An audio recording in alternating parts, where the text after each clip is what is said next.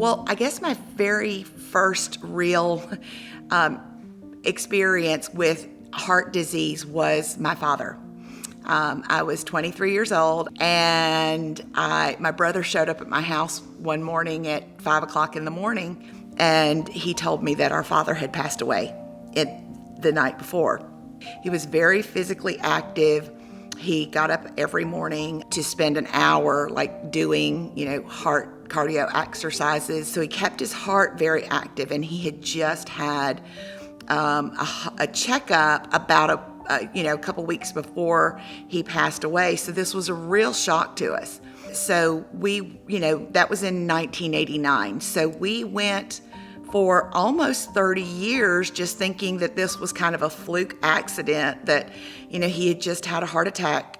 And then in 2018, my brother, who is a marathon runner, had several spells where he literally would drop dead when he was running. And the cardiologist told him that he had a condition called long QT syndrome. And when TJ told him about what happened to our father, he said yes. He said, I don't know your father's history, but I can guarantee you that's what happened to your father, is that he had the long QT syndrome. So I got checked out. I had my two daughters get checked out.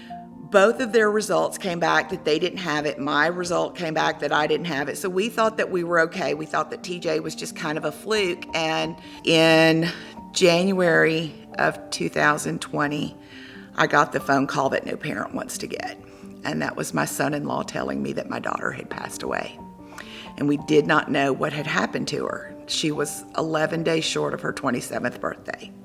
And the autopsy came back that she had an enlarged heart, which likely contributed to the long QT syndrome. So this disease is quite prevalent. It's very difficult to detect.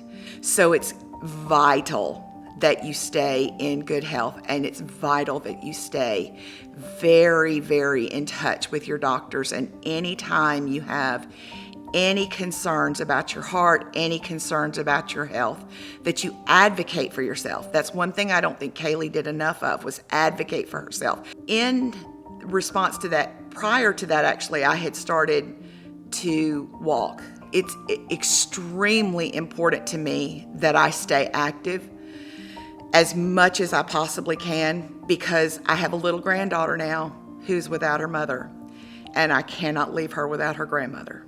And I have one daughter left who has her mother, and that's all really she's got.